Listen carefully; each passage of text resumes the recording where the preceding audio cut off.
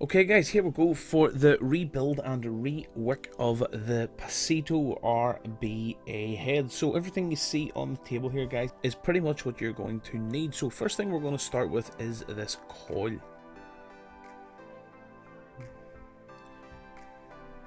Now what you do want to first off do is you want to have, instead of having both legs going down this direction, you want to have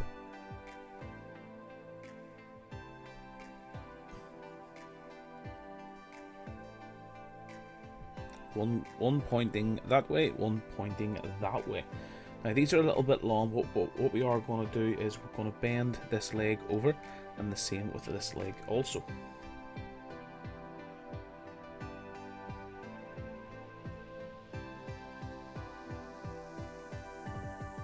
And then pretty much the same with this leg. Way difficult to do this on camera.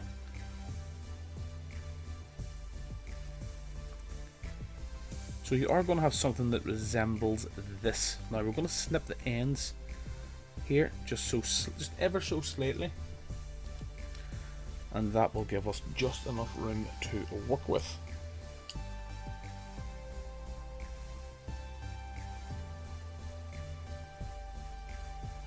So a little snip about here, and about there, and you're going to be left with something that looks like that. Okay, now what you want to do is put your deck into the 510 connector, and just this means that you can actually get the deck onto a mod, and you can also dry fire that coil.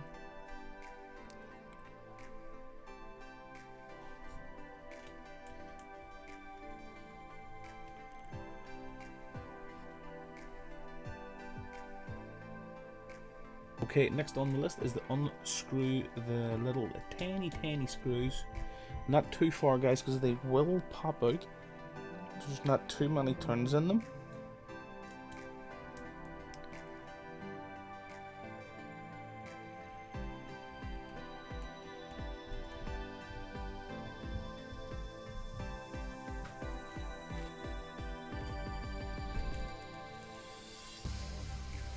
Okay, so leg number one is through, and we're just going to bend that wire back just to hold that one in place.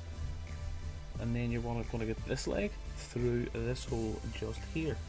Now at this point, yes, I have both legs through, but it is sitting slightly off, so I want to get my little snips just to get the end of that wire, and we're going to try and manipulate that into place.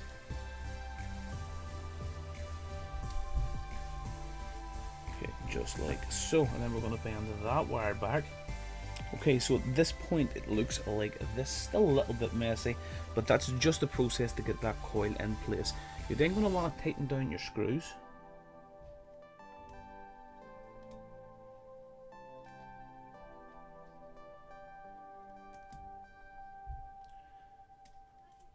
And at this stage guys, you do not want to go too tight on these little screws. The gauge of the wire is so thin, if you tighten them down super duper tight, you may end up snapping that wire. Now once they're tightened down, you want to give the corners a little snip.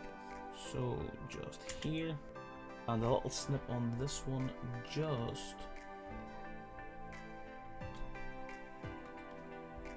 yeah. Now very misshapen there, so let's sort that out.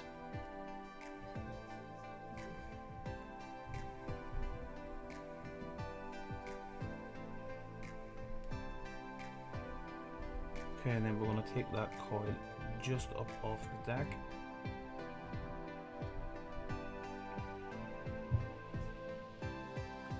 And you're going to want to make sure that there is a little gap in between here and here, so that coil is not touching anywhere on that deck. Okay, so that coil is reading at 0.98. Okay, what I have been finding with working this is because it's mouth along and it's such a small coil, you can be a little more generous on the cotton going down into them channels, because at the wattages you're going to be firing this at, it's not going to work up super fast. It's not like it's sub-ohm, it's a little tiny micro coil. So we're going to snip somewhere about here.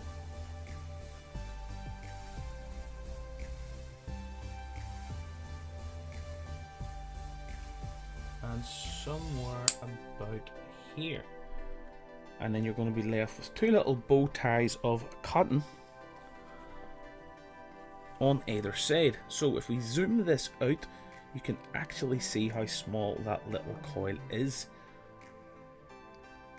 So to make this a little bit more pliable to work with, you want to get some liquid on that cotton.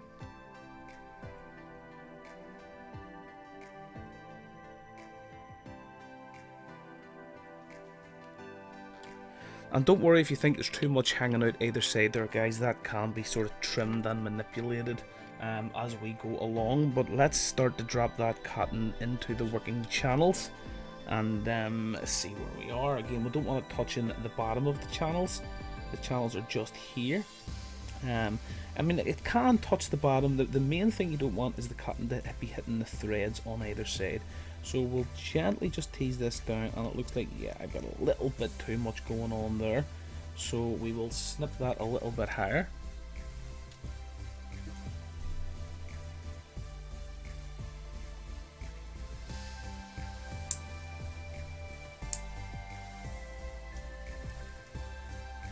A teeny bit more. Okay, let's see how that is looking. Looks good to me. And then all we're doing is setting that cotton into the channel, and we just don't want it on the threads at all. Just either side of them threads, just sitting nice and neatly inside of that channel, and then we just repeat that process on the other side. So if we drop that one down, yeah, that's a little bit too long as well. So we will snip this one shorter.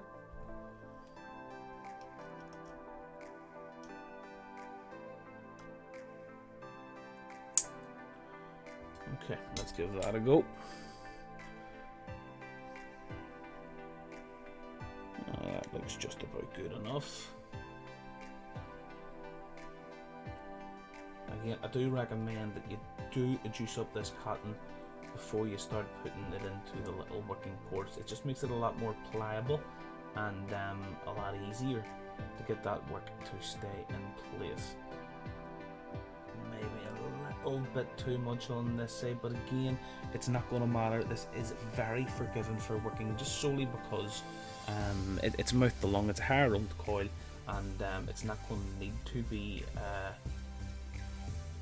working the liquid extremely quickly, you know, because it's only a mouth to lung.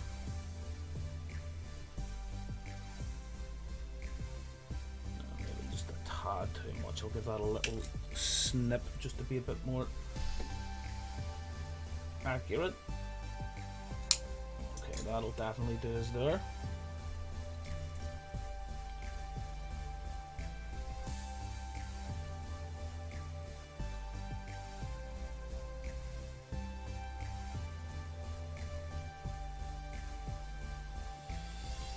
Okay, and there we have it. It's going to look something like that. Now that cotton is sitting out quite well, but what you got to remember is this little cap is what's going to close it in against them threads. So we'll just set that cap on ever so gently. Little reverse thread to make sure we catch them.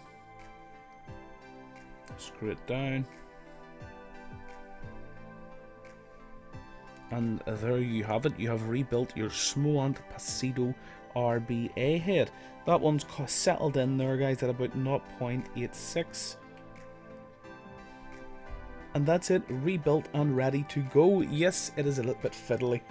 Yes, it's a bit panicky, but hey, you're not having to buy coils, and the flavour from this wee thing is fantastic. So guys, there you are, little quick tutorial on how to coil and work the quite awkward Smoant Pasito coil head, but the most awkward part of it is getting the coil legs bent just a bend them just at the right point so they slide into them post holes. But working it's nice and easy. It's very, very forgiving. Don't be scared to use more, less you might notice some gurgling, so you do not need to be over careful with your cutting. And yeah guys, thanks for watching this one. Hope you all have a bloody awesome day. Have a good one, take care, and bye.